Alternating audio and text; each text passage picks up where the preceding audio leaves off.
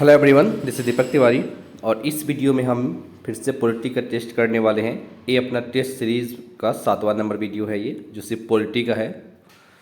और इससे पहले हमने 6 पूरे कर लिए हैं, तो ये 7th है। हर क्वेश्चंस को पढ़ने के बाद मैं अराउंड 5 सेकंड के आसपास का आपको समय दूंगा ओवरऑल। आप क्वेश्चंस के पढ़ने के बाद वीडियो को पॉज कर सकते हैं और फिर अपना आंसर कर सकते हैं और फिर आंसर मिला सकते हैं कि आपका आंसर सही है या नहीं। ठीक है, तो चलिए शुरू करते हैं। पहला क्वेश्चन देखते हैं यहाँ पे 1 नंबर। फर्स्ट वन क्वेश्चन है कि भारत के सर्वोच्च न्यायालय की स्वायत्तता की रक्षा हेतु क्या प्रावधान है। और इसके चारों ऑप्शन है यहाँ पे, आप देख लीजिए कौन कौन से इसमें से सही है, ये बताना है हमें कौन कौन सा कथन सही है।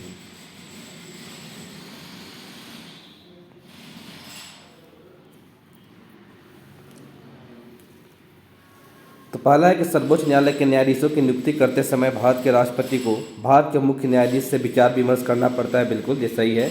जैसे कि सुप्रीम कोर्ट में क्या है, कोलिजियम है, तो कोलिजियम की जो सलाह होती है उसी के आधार पर राष्ट्रपति जो है सुप्रीम कोर्ट के किसी भी न्यायाधीश को नियुक्त करते हैं। कोलिजियम जो है 5 जो है सीनियर जजों का एक समूह होता है जिसको कोलिजियम बोलते हैं।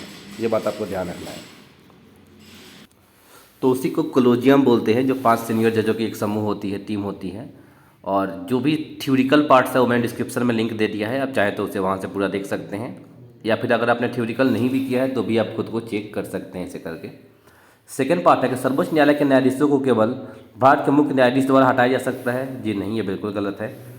अगला है कि न्यायाधीशों का वेतन भारत के संचित निधि पर आरोपित होता है, जिस पर विधानमंडल को अपना मत नहीं देना होता है, तो ये बात भी सही है। चौथा है कि भारत के सर्वोच्च न्यायालय के सभी अफसरों और कर्मचारियों को सभी नियुक्तियां सरकार द्वारा भारत के मुख्य न्यायाधीश से विचार विमर्श के पश्चात ही की जाती है। तो हर तरह के कर्मचारियों का के तो नहीं होती है, तो ये तो गलत है। पहला और तीसरा सही है, यानी कि ऑप्शन नंबर फर्स्ट सही, ऑप्शन नंबर ए सही जवाब है फर्स्ट का। सेकंड नंबर देखते हैं कि सर्वोच्च न्यायालय को परामर्शदात्री बनाया गया है, किस हिसाब से बनाया गया है, कौन सा आर्टिकल बताता है ये। और इसका सही जवाब है ऑप्शन नंबर सी, आर्टिकल 143 के द्वारा राष्ट्रपति जो है परामर्श मांग सकते हैं सुप्रीम कोर्ट से, मतलब सर्वोच्च न्यायालय से। और सुप्रीम कोर्ट बाउंडेड नहीं है कि वो देगा ही देगा। और सुप्रीम कोर्ट ने अगर दे भी दिया ना, तो राष्ट्रपति बाउंडेड नहीं है कि इस सलाह को मानेंगे ही मानेंगे। ये बात आपको ध्यान रखना है यहाँ पे। अगला है थर्ड नंबर कि संविधान के अंतर्गत सर्वोच्च न्यायालय से विधि के प्रश्न पर राय लेने का अधिकार किसको है। और ये अधिकार का ऑप्शन देखते हैं। ऑप्शन देखिए आप, तो हमने पिछले वीडियो में अभी पिछले क्वेश्चन में ही जान लिया था कि राष्ट्रपति को है ये। अगला है कि भारत के न्यायिक पुनरीक्षण की शक्ति का प्रयोग किया जाता है, और इस सुप्रीम कोर्ट और हाई कोर्ट दोनों में किया जाता है कि वो न्यायिक पुनरीक्षण कर सकते हैं, मतलब न्याय देने के बाद खुद ही अपने चाहे तो अपने इस फैसले को बदल सकते हैं, चीज़ों को कर सकते हैं। तो ये यूएसए से हमने लिया है, यूएसए के संविधान से हमने कॉपी किया है। और हमारे देश में सुप्रीम कोर्ट और हाई कोर्ट कर सकते हैं, डिस्ट्रिक्ट कोर्ट ऐसा नहीं कर सकते हैं। चलिए 5वां नंबर देखते हैं, 5th नंबर। भारत में न्यायपालिका के बारे में निम्न में से कौन सा कथन सही है, ये बताना है हमें। तो पहला है कि यूनाइटेड स्टेट्स के विपरीत भारत के दोहरी न्याय व्यवस्था का प्रावधान नहीं है। बिल्कुल वैसे के जैसा ही है, दोहरी न्याय व्यवस्था नहीं है। सुप्रीम कोर्ट और हाई कोर्ट यहाँ पे एक ही है, और कोर्ट एक ही है यहाँ पे। हमारे यहाँ एक मेन ही कोर्ट है, मतलब सुप्रीम कोर्ट सब कोर्टों के ऊपर है। अगला है भारत के संविधान के अधीन संघ एवं राज्यों के लिए एकल एकीकृत न्यायालय व्यवस्था है, ये भी सही है। अगला है अधीनस्थ न्यायालय के संगठन में अलग अलग राज्यों में हल्का अंतर है। जी हाँ, ये हल्का फुल्का अंतर है अलग अलग राज्यों के हिसाब से। तो ये तीनों ही सही है, यानी कि ऑप्शन नंबर सी सही जवाब होगा। 6th है कि किस केंद्र शासित प्रदेश का अपना उच्च न्यायालय है। तो वह है दिल्ली का है, ऑप्शन नंबर ए। 7वां है कि उच्च न्यायालय का न्यायाधीश अपना त्याग पत्र किसे संबोधित करता है। तो वो करते हैं राष्ट्रपति को, ऑप्शन नंबर ए सही जवाब है। 8वां नंबर है कि 1972 ईस्वी की हेस्टिंग योजना के बारे में निम्नलिखित में से कौन सा कथन सही है, ये बताना है। वॉरेन हेस्टिंग्स थे, ये उनके बारे में है।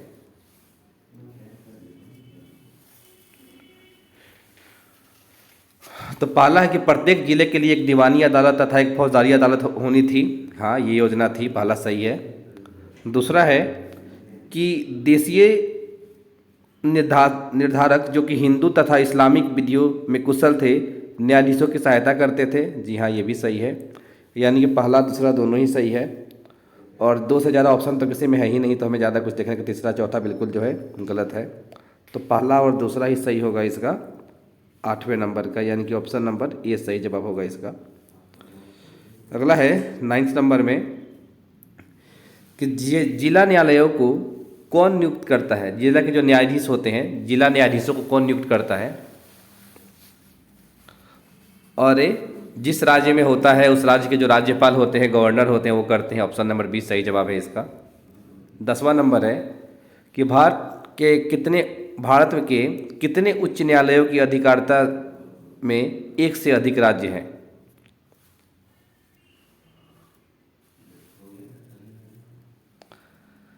तो ऐसे 3 थे जिनके अंदर में इस तरीके से था। गुवाहाटी उनमें से एक था, हालांकि अभी काफ़ी हद तक चेंज हो गया, पर उस समय 3 था। अगला है कि उच्च न्यायालय के न्यायाधीशों का निम्नलिखित में से क्या योग्यताएं हैं।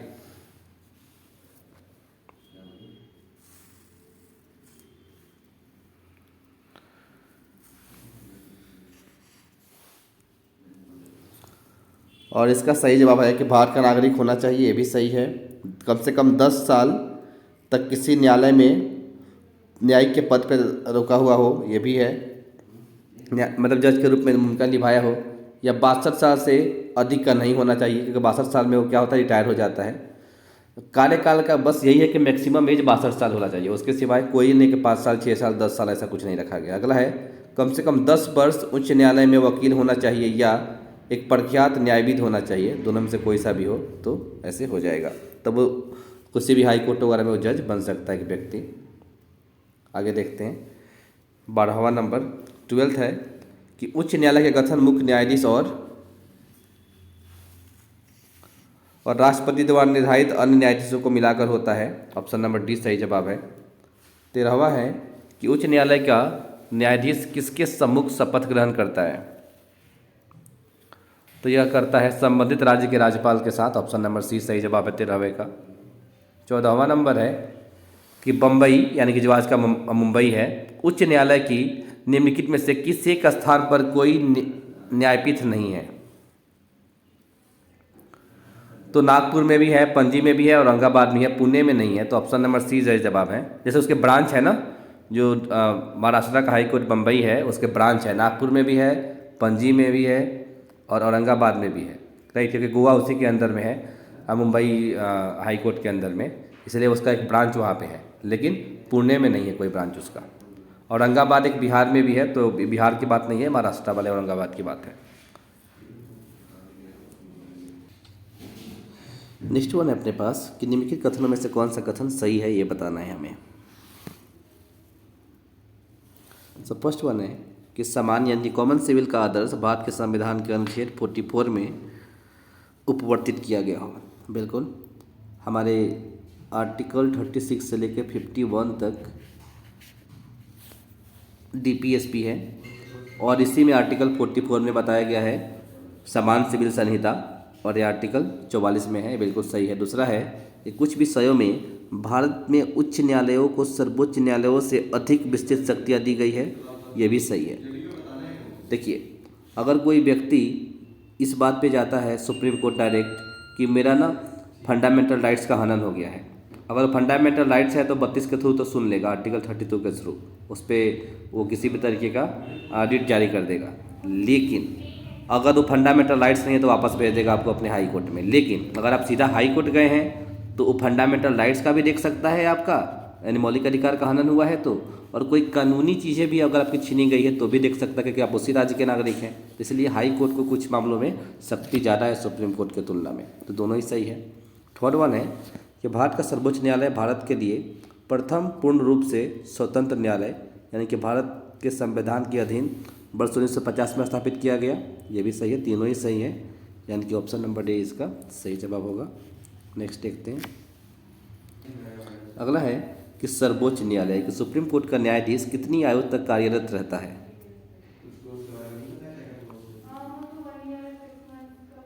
और इसका सही जवाब है 65 साल तक। पर इनमें से तो कोई है ही नहीं, तो ऑप्शन नंबर डी होगा। वैसे 65 साल तक जो है रहते हैं अपने पद पे। अगला है सर्वोच्च न्यायालय के न्यायाधीशों को उनके पद से केवल किन प्रमाणित आधारों पर हटाया जा सकता है। कदाचार या फिर असमर्थता, राइट। हो सकता है कि वो संविधान का पालन नहीं कर रहे हैं, या फिर उनमें असमर्थता है, तबीयत खराब है, बीमार हो गए हैं, या फिर उनकी मेंटल स्टेबिलिटी खराब हो गई है। उस सिचुएशन में दोनों ही सही है, यानी कि ऑप्शन नंबर सी सही जवाब होगा। ये भी दोनों। 18th है कि भारतीय संविधान के किस भाग में संघीय न्यायपालिका का उल्लेख है।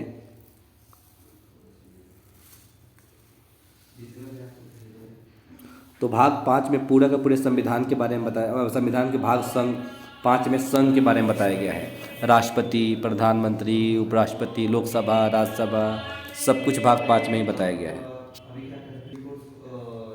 नेक्स्ट वन है 19 नंबर कि संविधान के व्याख्याकार और संरक्षक कौन है। और वह है सुप्रीम कोर्ट, सर्वोच्च न्यायालय। ऑप्शन नंबर सी इसका सही जवाब है। अगला है 20वां नंबर कि निम्नलिखित में से किस वाद में उच्चतम न्यायालय ने यह धारणा व्यक्त किया कि मूल अधिकार व्यक्ति को जैसा उसे सबसे अच्छा लगे उसी तरह अपील जिंदगी की रूपरेखा तैयार करने के लिए सक्षम बनाते हैं। और ये कहा था गोलकनाथ बनाम स्टेट ऑफ पंजाब के केस में। ऑप्शन नंबर 20 सही जवाब है इसका।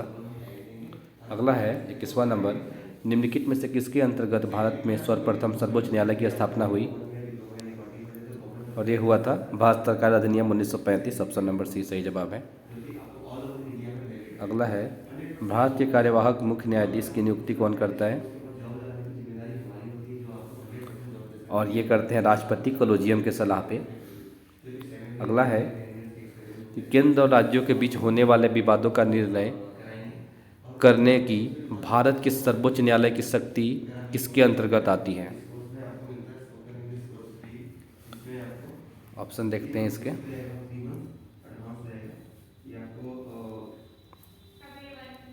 ऑप्शन नंबर सी मूल अधिकारिता के अंतर्गत। ऑप्शन नंबर सी सही जवाब होगा इसका। नेक्स्ट है सर्वोच्च न्यायालय में तदर्थ न्यायाधीशों की नियुक्ति किस देश की न्याय प्रणाली से प्रेरित है।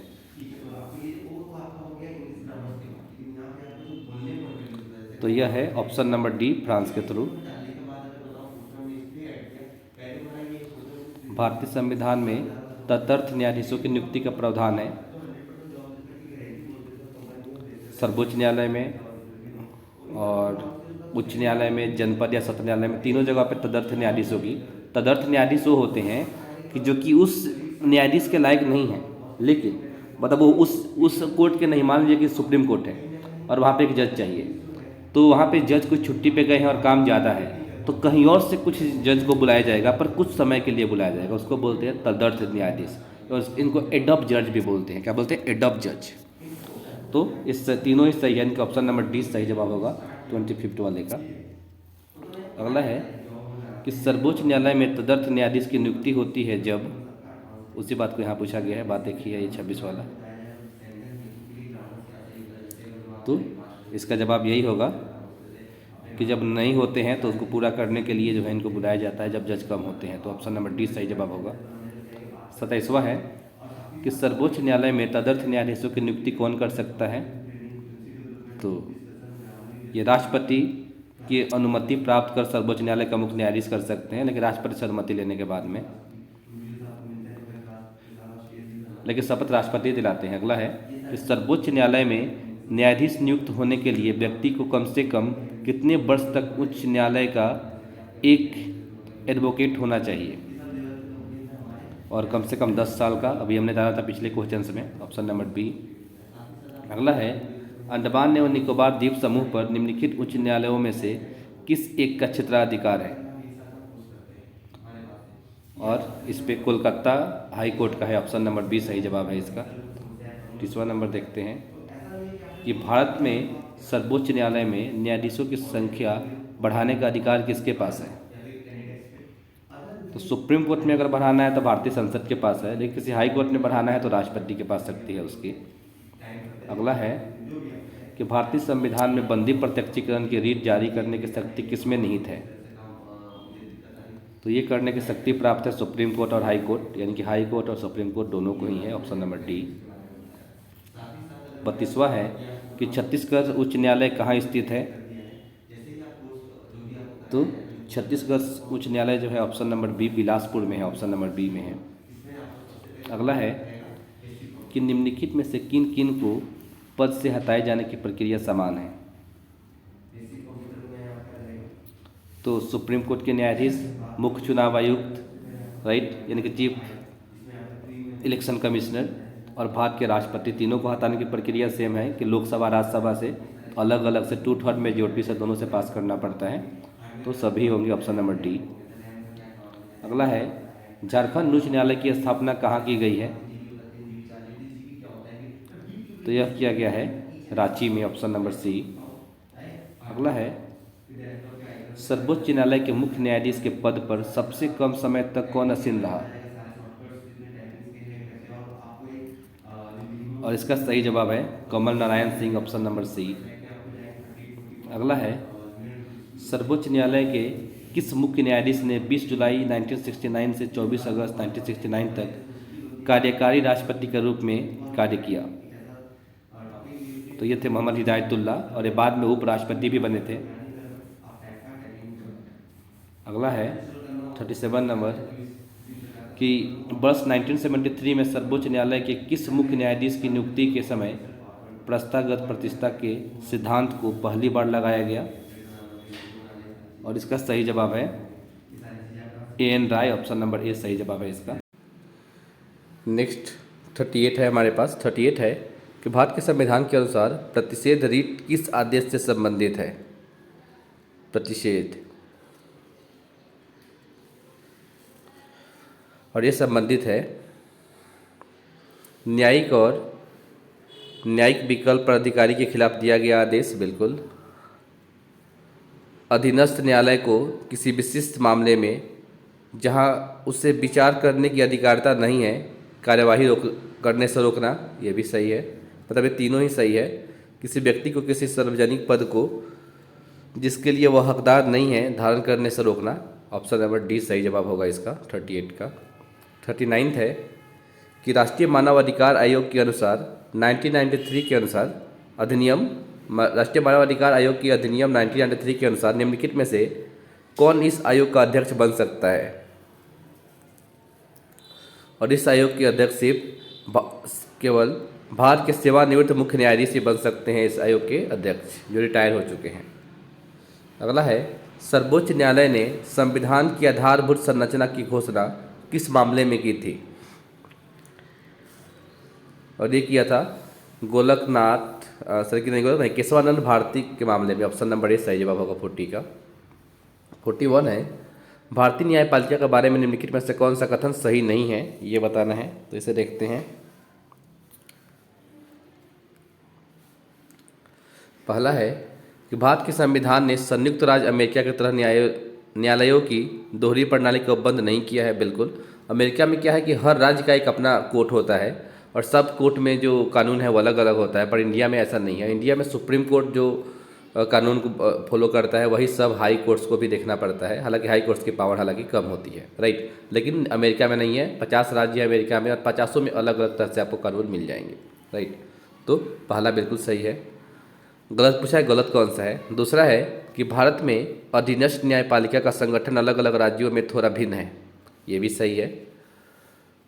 थोड़ा सा भिन्न का मतलब नहीं कि बहुत ज़्यादा भिन्न है, बस हल्का सा। अगला है सी में कि भारत के प्रत्येक राज्य में अलग उच्च न्यायालय है, नहीं, सब राज्यों में नहीं है।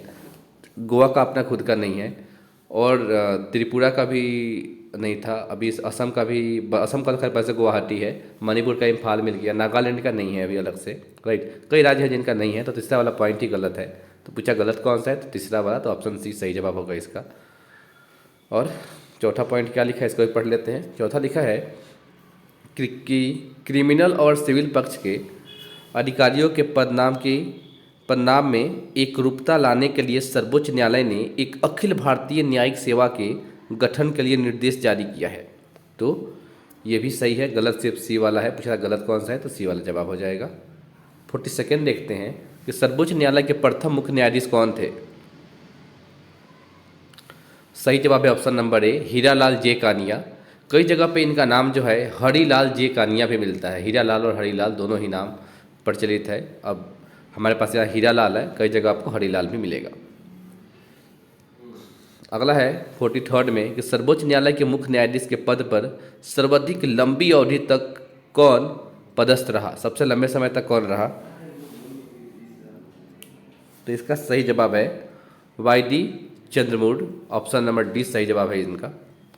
अगला है 44 में कि भारत के सर्वोच्च न्यायालय की स्थापना हुई थी और यह हुई थी भारत सरकार अधिनियम 1935 के द्वारा। हमने पिछले क्वेश्चंस में भी जाना था। अगला है कि मूल रूप से संविधान में सर्वोच्च न्यायालय में मुख्य न्यायाधीशों के अतिरिक्त कितने न्यायाधीशों की व्यवस्था की थी। जो मूल संविधान बना था तब की बात की जा रही है। तो उस समय थे 1 चीफ जस्टिस और 7 अन्य न्यायाधीश, टोटल 8 हुआ करते थे। तो पूछा अन्य कितने थे, तो अन्य 7 थे, ऑप्शन नंबर बी सही जवाब है। अगला है 46 में कि निम्नलिखित में से किस मुकदमे में भारतीय सर्वोच्च न्यायालय ने सर्वप्रथम संविधान के मौलिक लक्षण का सिद्धांत प्रतिपादित किया। और ये किया था गोलकनाथ बनाम पंजाब सरकार, पंजाब राज्य, ऑप्शन नंबर ए सही जवाब है इसका 46 का। अगला है 47 में कि भारतीय संविधान का कौन सा अनुच्छेद संवैधानिक विवाद में सर्वोच्च न्यायालय के अपीलीय क्षेत्राधिकार से संबंधित है। और इसका सही जवाब होगा option number C. Option number C क्यों होगा, क्योंकि आर्टिकल 134A को मिलाकर अनुच्छेद 132 को पढ़ने से ही ये इसमें बातें पता चलती है। तो ऑप्शन नंबर सी सही जवाब है इसका। अगला है 48 है केंद्र और राज्य के बीच होने वाले विवादों का निर्णय करने की भारत के सर्वोच्च न्यायालय की शक्ति आती है, और ये आती है इसकी मूल अधिकारिता के अंतर्गत, ऑप्शन नंबर सी। अगला है 49 में कि भारत का सर्वोच्च न्यायालय कानूनी तथ्य के मामलों में राष्ट्रपति को परामर्श देता है। और इसका सही जवाब है ऑप्शन नंबर बी, तब भी जब वह ऐसे परामर्श के लिए कहता है। राइट, राष्ट्रपति जब मांगते हैं ना आर्टिकल 143 से, तब भी सुप्रीम कोर्ट जो है उन्हें परामर्श देता है जब वो मांगते हैं किसी विषय पे। अगला है 50वां नंबर कि आधारभूत स्वरूप सिद्धांत सर्वोच्च न्यायालय द्वारा किस मामले के दौरान निरूपित किया गया। तो ये किया गया option number C, Keshavananda Bharati मामले के अनुसार मामले में।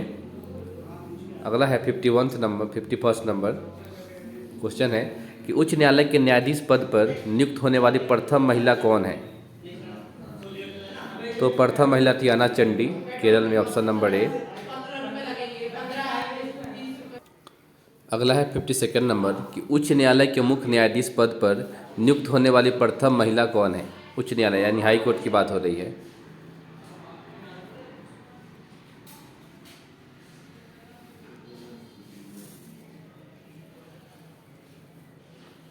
अब जवाब से ही है, ये हिमाचल प्रदेश में हुई थी। इनका नाम है लीला सेठ, ऑप्शन नंबर बी। अगला है उच्च न्यायालय में मुख्य न्यायाधीश के अतिरिक्त कुल कितने न्यायाधीशों का प्रावधान संविधान में है।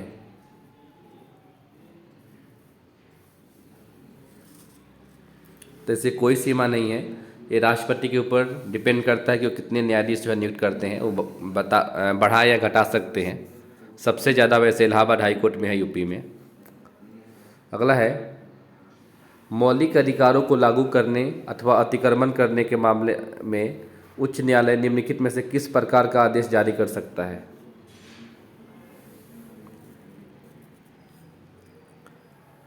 तो अधिकार पीछा कर सकता है, परमादेश व प्रतिषेध कर सकता है, बंदी प्रत्यक्षीकरण व उत्प्रेषण कर सकता है, पांचों की तरह के रीट जारी कर सकता है सुप्रीम कोर्ट। तो ये सब सही होंगे, यानी कि ऑप्शन नंबर डी सही जवाब है इसका। अगला है 55 नंबर 55 नंबर बोल रहा है कि निम्नलिखित में से कौन से सर्वोच्च न्यायालय की आरंभिक अधिकारिता में आते हैं। तो पहला कि भारत सरकार तथा या अधिक राज्यों के बीच का विवाद, बिल्कुल ये सुप्रीम कोर्ट में ही जाता है। दूसरा है कि संसद किसी भी सदन या राज्य विधानमंडल में हुए चुनाव पर विवाद, संसद के किसी भी सदन या राज्य विधानमंडल में हुए चुनाव, नहीं राज्य विधानमंडल में तो हाई कोर्ट देखेगा ना, ये तो गलत है। अगला है दो या अधिक राज्यों के बीच का विवाद, ये भी देखेगा। तो पहला और तीसरा सही है, यानी कि ऐसा बात का ऑप्शन नहीं आ रहा है क्या 55 में, एक मिनट, तीसरा इसमें ऑप्शन में चौथा कहाँ से दे दिया, चौथा तो इसमें है ही नहीं, पहला और तीसरा होगा, यानी कि फर्स्ट और थर्ड सही है। आप इसको मान सकते हैं तो ये वाला सही हो जाएगा, या फिर फर्स्ट को मान सकते हैं फर्स्ट थ्री, तो ये सही हो जाएगा। मतलब 1 और 3 सही है, बाकी इसका ऑप्शन या छोड़ दीजिए, ऑप्शन में ऑप्शन गलती दे दिया है, 4 नहीं 3 होना चाहिए इसमें। अगला देखते हैं 56 नंबर, 56 नंबर, सर्वोच्च न्यायालय किस संस्था का निरीक्षण कर सकता है? तय कर सकता है अधीनस्थ न्यायालय का, ऑप्शन नंबर ए। जो उससे छोटी न्यायालय है ना उनकी, जैसे हाई कोर्ट और डिस्ट्रिक्ट कोर्ट वगैरह का। अगला है सर्वोच्च न्यायालय के न्यायिक पुनरीक्षण कार्य का क्या अर्थ है? इसका अर्थ है कि कानूनों की संवैधानिक वैधता का पुनरीक्षण करना, ऑप्शन नंबर सी सही जवाब है। अगला है 58 में कि न्यायिक पुनर्विलोकन का अर्थ है कि सर्वोच्च न्यायालय किस प्रकार के प्रक्रिया पर अंतिम अधिकार प्राप्त है? नहीं, राष्ट्रपति के विरुद्ध दोषारोपण कर सकता है? नहीं कर सकता। ऑप्शन देखते हैं इधर, ऑप्शन नंबर डी सही जवाब होगा, किसी भी राज्य के कानून को अवैध घोषित कर सकता है, ये सब पावर है सुप्रीम कोर्ट के पास। अगला है भारत में न्यायपालिका है, अरे क्या है, स्वतंत्र है, आज़ाद है। आर्टिकल 50 कहता है हमारे संविधान में कि कार्यपालिका और न्यायपालिका दोनों अलग अलग होगी, कोई भी किसी एक काम में टांग नहीं अड़ाएगा। अगला है 60 नंबर कि भारत में न्यायपालिका का स्वरूप है और वह है एकीकृत, ऑप्शन नंबर बी सही जवाब है इसका। अगला है राष्ट्रपति और उपराष्ट्रपति के निर्वाचन में विवाद के मामलों को किसको प्रस्तुत किया जाता है?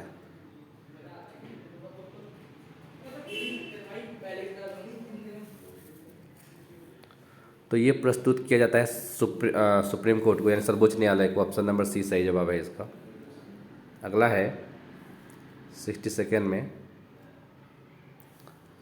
कि राष्ट्रपति और उपराष्ट्रपति से संबंधित चुनाव विवाद को सुलझाने का अधिकार उच्चतम न्यायालय को है, यह उसका मौलिक अधिकार है, ऑप्शन नंबर ए, मूल अधिकार है, ऑप्शन नंबर ए। अगला है उच्च न्यायालय के मुख्य न्यायाधीश की नियुक्ति किन किन के सलाह के बाद करता है? क्या है, उच्च न्यायालय के मुख्य न्यायाधीश की नियुक्ति किन या किसकी सलाह के बाद किया जाता है? इसका मतलब यही है। तो भारत के मुख्य न्यायाधीश और साथ ही साथ राज्य के राज्यपाल से इसकी सलाह ली जाती है। राज्य के राज्यपाल से तो सलाह इसकी ली जाती है, मुख्यमंत्री से नहीं ली जाती है। तो फर्स्ट और सेकंड होगा, ऑप्शन नंबर बी सही जवाब होगा। अगला है किस कानून के अंतर्गत यह विवाद है कि भारत के उच्चतम न्यायालय की समस्त कार्यवाही अंग्रेजी भाषा में होगी?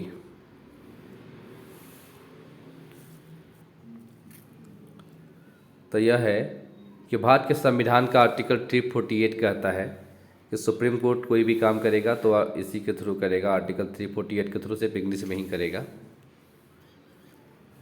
उसकी मतलब जो कार्यवाही वगैरह होती है कि सुप्रीम कोर्ट में जज है, कुछ जज ऐसे होते हैं जो केरल के हैं, तमिलनाडु के हैं, आंध्र प्रदेश के हैं, कुछ नॉर्थ ईस्ट के हैं, कुछ मिडिल मतलब इधर नॉर्थ इंडिया के हैं, तो कई लोगों को हिंदी की प्रॉब्लम होती है, इसलिए इंग्लिश एक ऐसी लैंग्वेज है कि सब कोई जानता होगा, दैट्स वाई वहाँ पे इंग्लिश को रखा गया आर्टिकल 348 में यहाँ पे। अगला है देश के 24 उच्च न्यायालयों में न्यायाधीशों की कुल स्वीकृत संख्या कितनी है? तो हालांकि उस समय के हिसाब से 658 था, एक क्वेश्चन अभी नहीं देखना है क्योंकि इस समय देश में 25 उच्च न्यायालय हैं, हाई कोर्ट 25 है इस समय, ठीक है। तो अब 25 हो गए हैं, तो ये थोड़ा सा पुराना क्वेश्चन है, ये मतलब पहले के क्वेश्चन आया हुआ है किसी एग्जाम में, तो उस समय 24 हुआ करता था, बट अब 25 हो गया है यहाँ पे।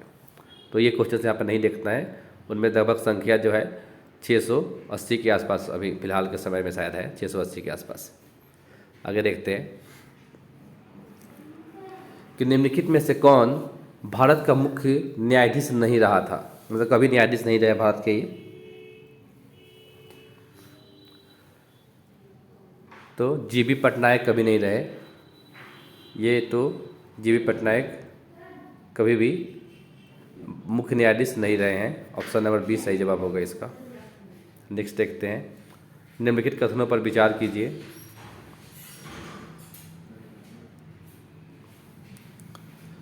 यहाँ पे ये 2007 का IAS का क्वेश्चन है।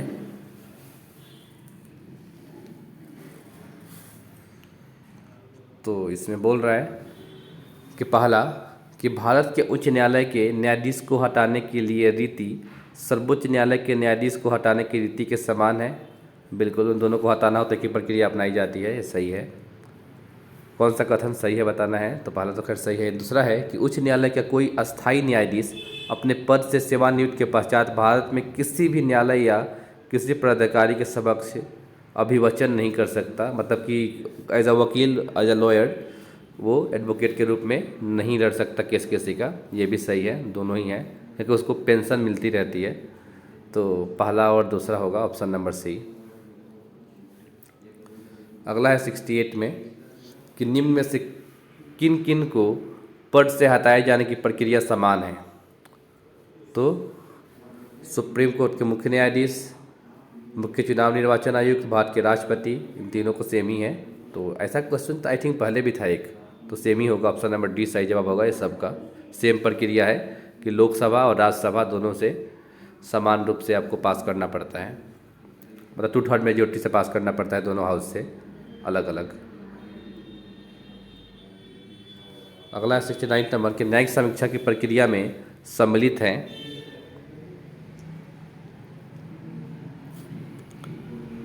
तो इसमें सम्मिलित है सिर्फ नंबर 3, कार्यपालिका और व्यवस्थापिका से संबंधित विषयों की संवैधानिक वैधता को परखने के लिए न्यायपालिका द्वारा उनकी जांच। ऑप्शन नंबर सी सही जवाब है। अच्छा, सेकंड भी सही है, सॉरी सेकंड भी सही है। कार्यपालिका मामले पर अपने विचार प्रकट करने के लिए उसे न्यायपालिका के पास भेज सकती है, ये भी सही है। और ये पहला वाला गलत है। न्यायपालिका द्वारा संविधान की समीक्षा नहीं कर सकती न्यायपालिका। संविधान जो है उसके वो बना रहना चाहिए, कोई नया कानून बनेगा उसकी समीक्षा कर सकती है। फोर्थ है कि न्यायपालिका द्वारा समय समय पर सरकारी संगठन की कार्यप्रणाली की जांच, ये भी सही है। तो ऑप्शन नंबर 3 सही होगा। अगला देखते हैं कि सर्वोच्च न्यायालय के किसी न्यायाधीश को पद से हटाया जा सकता है और वो हटाया जा सकता है विशेष बहुमत से संसद के दोनों सदन प्रस्तावित कर देता था, राष्ट्रपति उसका अनुमोदन कर दें, इससे हो जाएगा। साधारण बहुमत से नहीं, इसके आधार पर नहीं, महान्यायवादी के द्वारा नहीं। तो ऑप्शन नंबर ए सही जवाब होगा। अगला है 71 में कि निम्नलिखित कथनों पर विचार कीजिए। पहला है कि भारत में 25 उच्च न्यायालय हैं। 25 उच्च न्यायालय तो इस समय तो हैं, राइट, उस समय नहीं हुआ करते थे, तो इस समय कि है। ये 2005 का क्वेश्चन है ना, इसलिए यहाँ पे थोड़ा सा चीज़ें आपको दिखाया जा रहा है इसके हिसाब से 71 का, ठीक है। दूसरा है कि पंजाब, हरियाणा और केंद्र शासित प्रदेश चंडीगढ़ का एक ही सामूहिक उच्च न्यायालय है, बिल्कुल ये भी है। और राष्ट्रीय राजधानी क्षेत्र दिल्ली में स्वयं का उच्च न्यायालय यानी कि हाई कोर्ट है, दिल्ली के खुद का हाई कोर्ट है, ये भी है। तो तीनों ही सही है, यानी कि ऑप्शन नंबर डी इसका सही जवाब होगा। 72 है 72 नंबर।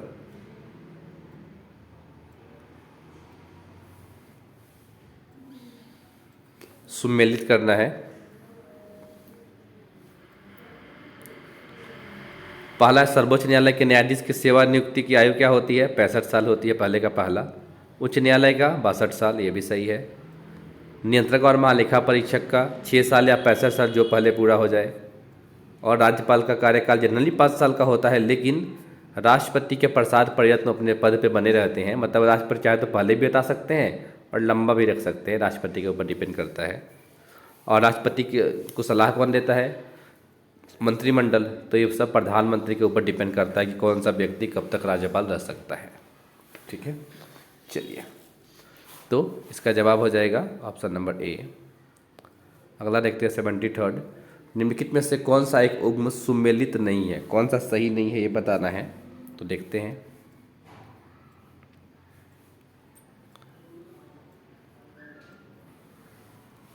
तो पहला है बम्बई वाला, कि बम्बई जो हाई कोर्ट है उसमें मुंबई जो है, महाराष्ट्र आता है, गोवा आता है, दमन और दीव, दादरा और हवेली आती है। ये बिल्कुल सही है, इस हाई कोर्ट के अंडर में ये सारे हैं, ठीक है, पूरी जगह है ये। कलकत्ता हाई कोर्ट में पश्चिम बंगाल और अंडमान निकोबार द्वीप समूह है, ये भी सही है। गुवाहाटी हाई कोर्ट में असम, अरुणाचल प्रदेश, मेघालय और सिक्किम, नहीं ये गलती हो गया इसमें, क्योंकि इसमें असम तो है, सिक्किम है, लेकिन इसमें करके एक को हटा दिया गया, मेघालय के लिए कर दिया गया था अलग से अभी करके, नहीं सर उसके लिए क्या बोलते हैं, हिमाचल प्रदेश के लिए खोलने की बात हो रही थी, तो ये वाला गलत है तीसरा वाला। और मद्रास जो चेन्नई है उसको तमिलनाडु और पांडुचेरी है, ये भी सही है, तो तीसरा वाला गलत हो गया, उसके लिए वो सारे नहीं हैं, मतलब उस हाई कोर्ट के अंदर में सारे राज्य नहीं आते हैं। अगला है कि निम्नलिखित में से कौन सही सुमेलित नहीं है, तो कर्नाटक का बेंगलोर में है बिल्कुल, मध्य प्रदेश का जबलपुर में, ये गलत है, राजस्थान का जोधपुर में बिल्कुल, केरल का एर्नाकुलम में सही है, तो गलत पूछा, बी वाला गलत है। अगला है निम्नलिखित कथनों पर विचार कीजिए, 75 में 75 नंबर। चलिए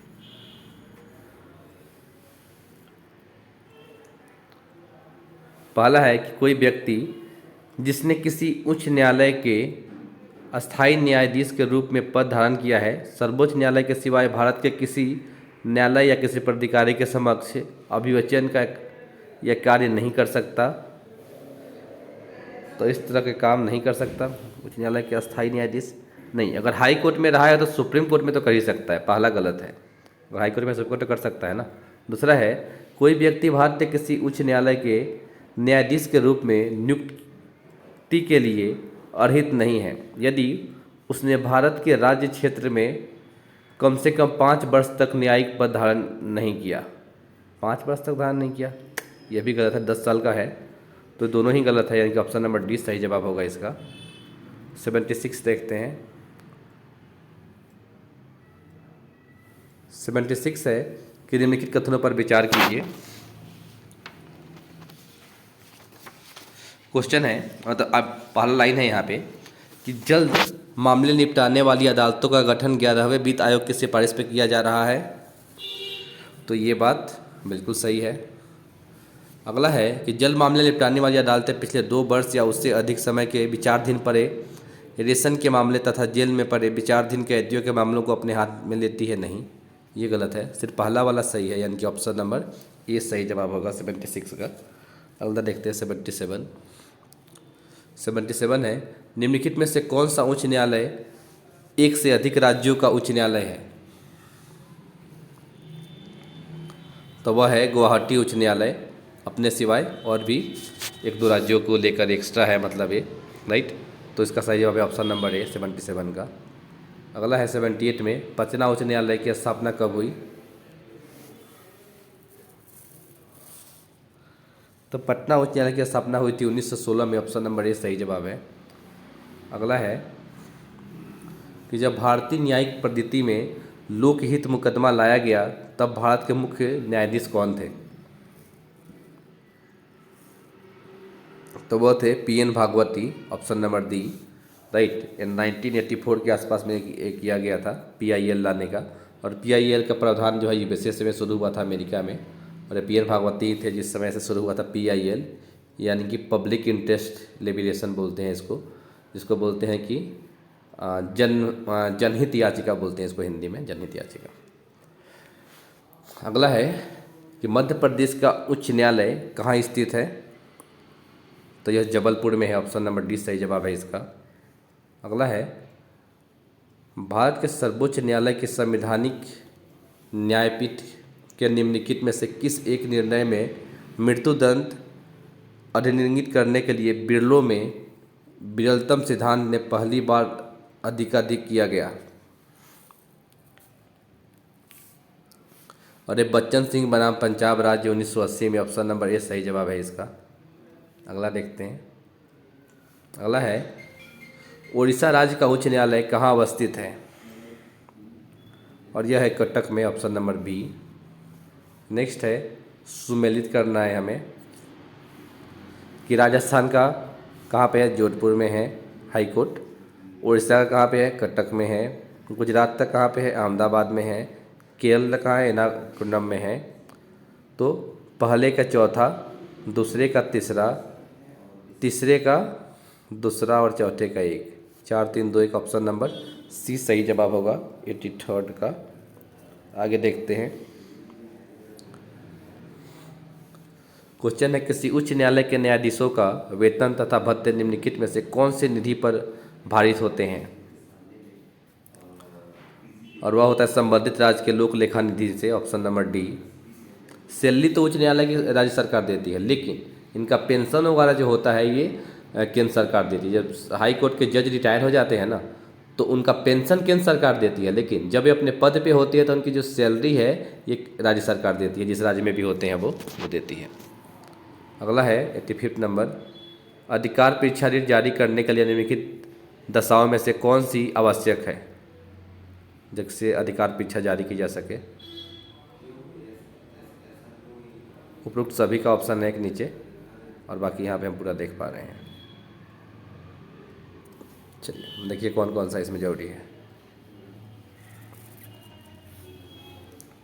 पहला है कि कार्यालय आवश्यक रूप से अधिक सरकारी होना चाहिए और इसे एक सीमित द्वारा अथवा स्वयं संविधान द्वारा सूचित होना चाहिए। बिल्कुल ये होना जरूरी है, तभी उसके खिलाफ अधिकार परीक्षा किया जाएगा। दूसरा है कि कार्यालय आवश्यक रूप से मूल कार्यालय होना चाहिए और ऐसा नहीं होना चाहिए कि किसी कर्मचारी या कार्य का नियोजन मात्र किसी दूसरे की इच्छा पर या उसके प्रसाद प्रयत्न हो। नहीं, ऐसा नहीं है, ये तो गलत है।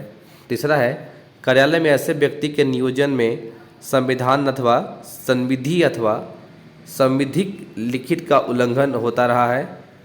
तो ये भी बात सही है, तो ऑप्शन नंबर 20 सही जवाब हो जाएगा। ये सवाल नंबर कितना है? 85 है, शायद 85 था। हाँ 86 है कि उच्च न्यायालय में बकाया कार्य को निपटाने के लिए राष्ट्रपति अधीनस्थ न्यायालय की नियुक्ति अधिक से अधिक कितने समय के लिए कर सकता है? तो कर सकते हैं 2 वर्ष के लिए, ऑप्शन नंबर सी होगा सही जवाब। अगला है 87 नंबर कि उच्च न्यायालय में न्यायाधीशों के पद पर नियुक्त होने के लिए क्या अर्हताएं होनी चाहिए? और इसका सही जवाब है कि वह भारत का नागरिक हो एवं उसकी आयु 62 साल से कम हो। बिल्कुल। उसने भारत क्षेत्र में कोई न्यायिक पद धारण किया हो। बिल्कुल। वह किसी उच्च न्यायालय का या 2 या अधिक ऐसे न्यायालयों में लगातार अधिवक्ता रहा हो 10 साल तक, मतलब ये भी जरूरी है। तीनों ही सही है, ऑप्शन नंबर डी सही जवाब होगा, इसका मतलब है। नेक्स्ट वन देखते हैं 88 नंबर। 88 में है कि बंदी प्रत्यक्षीकरण यानी कि होबियस कॉर्पस याचिका के अतिरिक्त निम्नलिखित में से किस याचिका को उच्च न्यायालय जारी कर सकता है? तो इसका सही जवाब हो जाएगा कि उत्प्रेषण भी कर सकता है, परमादेश भी कर सकता है, अधिकार परीक्षा भी कर सकता है, राइट, बंदी प्रत्यक्षीकरण भी कर सकता है, सब कर सकता है। ऑप्शन नंबर डी सही जवाब हो जाएगा अपना। अगला है 89 में कि किस कानून के अंतर्गत यह विदित है कि भारत के उच्चतम न्यायालय की समस्त कार्यवाही अंग्रेजी भाषा में होगी? तो इसका सही जवाब है ऑप्शन नंबर डी, संविधान के आर्टिकल 348 के अनुसार। अगला है कि उच्च न्यायालय के क्षेत्राधिकार को घटाने या बढ़ाने का अधिकार किसे है? तो इसका सही जवाब है ऑप्शन नंबर 20, संसद को है। अगला है कि उच्च न्यायालय के मुख्य न्यायाधीश की नियुक्ति कौन करता है? तो ये करते हैं राष्ट्रपति कोलोजियम के सलाह पे। अगला है 92 में कि उच्च न्यायालय के न्यायाधीशों की नियुक्ति के लिए राष्ट्रपति निम्न में से किससे परामर्श करता है? यहाँ पे करता है होगा 92, इसका ऑप्शन देखते हैं। इसका सही जवाब है सुप्रीम कोर्ट के मुख्य न्यायाधीश से।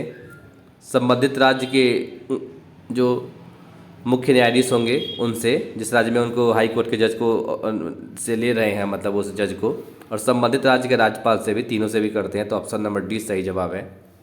अगला है 93 में कि साबित कदाचार या असमर्थता के आधार पर उच्च न्यायालय के न्यायाधीशों के पद से कौन हटा सकता है?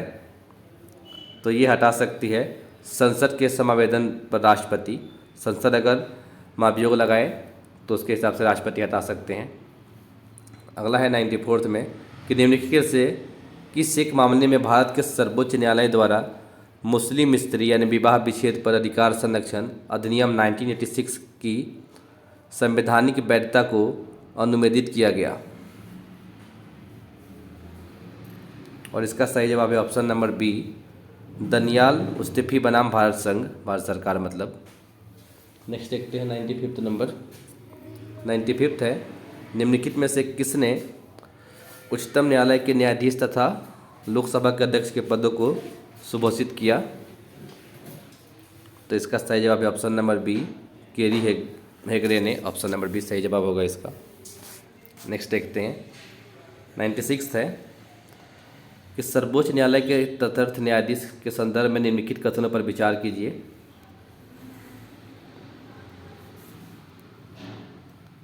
कुछ ऑप्शन यहाँ पे भी है। तो पहला है इसके बारे में कि सर्वोच्च न्यायालय का सत्र आयोजित करने के लिए अस्थायी न्यायाधीश की गणपूर्ति कम होने पर इसकी नियुक्ति की जाती है। बिल्कुल की जाती है। कम से कम 5 जजों की जो है एक कोरम होता है, तभी वहाँ पे गणपूर्ति मानी जाती है। तो पहला तो बिल्कुल सही है। दूसरा है कि भारत के मुख्य न्यायाधीश की अनुशंसा पर राष्ट्रपति द्वारा उन्हें नियुक्त किया जाता है। तो ऐसा नहीं है, कोलेजियम की सलाह पे वो करते हैं। और उच्च न्यायालय के न्यायाधीश तदर्थ न्यायाधीश के रूप में नियुक्त नहीं किया जा सकता। बिल्कुल ऐसा नहीं है, किया जा सकता है। तो ये भी गलत है, पहला वाला सही है 96 में। तो इसका सही जवाब होगा ऑप्शन नंबर बी सही जवाब होगा। अगला देखते हैं कि भारतीय संविधान एकीकृत न्यायिक प्रणाली यानी कि इंटीग्रेटेड जुडिशियल सिस्टम है स्थापित करता है। इसका अर्थ क्या है? इसका अर्थ ये है कि केंद्रीय और राज्य कानून सभी न्यायालयों द्वारा लागू किए जा सकते हैं। मतलब केंद्र और राज्य दोनों का कानून एक ही होगा, अलग अलग नहीं होगा।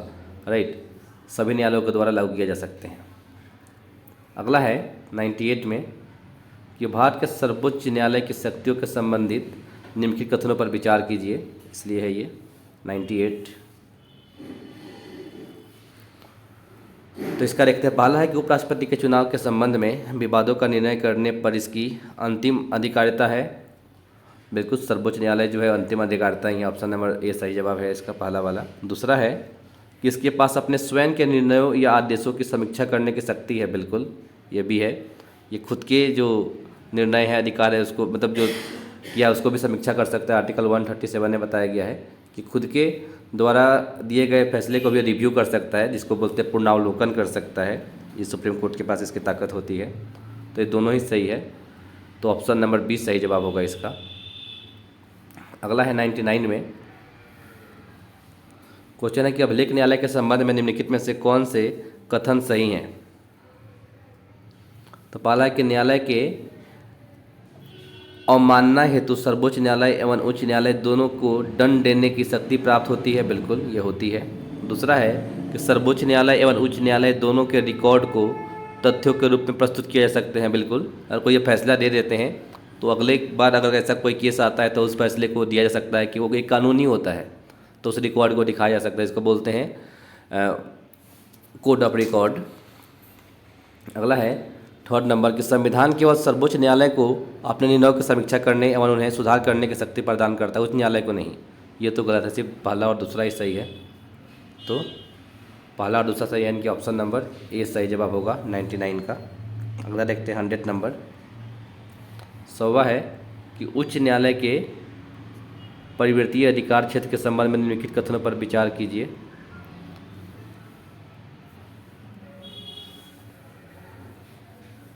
तो पहला है कि यह सैन्य न्यायालयों या न्यायाधिकरणों को छोड़कर अपने अन्य क्षेत्राधिकार के अंतर्गत कार्य करने वाले सभी न्यायालयों या न्यायाधिकरणों पर विस्तृत करता है। तो पहला वाला सही है। दूसरा और तीसरा इससे गलत है। ये हाई कोर्ट के बारे में बात, सुप्रीम कोर्ट तो सब सारे कोर्ट का देख सकता है, अगर वो कोई भी कोर्ट है तो, चाहे वो सेना का न्यायालय हो चाहे कोई और न्यायालय हो। तो ये दोनों गलत है हाई कोर्ट के बारे में। पहला वाला सही है, यानी कि ऑप्शन नंबर ए सही जवाब होगा इसका 100 का। 101 देखते हैं 101। इसमें है कि निम्न में से किसको संविधान द्वारा मौलिक अधिकार को लागू करने की शक्ति दी गई है। तो यह दिया गया है सर्वोच्च न्यायालय, यानी कि सुप्रीम कोर्ट और हाई कोर्ट दोनों को दिया गया है। ऑप्शन नंबर डी सही जवाब होगा। और लास्ट क्वेश्चन है इस वीडियो का कि निम्नलिखित में से किस किस संबंध सर्वोच्च न्यायालय के सलाहकार अधिकारिता से है। तो यह है कानून अथवा तथ्यों के बारे में राय मांगने वाले भारत के राष्ट्रपति, इसको लेकर है। तो भारत के राष्ट्रपति चाहे तो उनसे मांग सकते हैं राय आर्टिकल 143 का यूज़ करके। So I am going to complete my video here. I will see you in next video. Till there, bye bye and take care.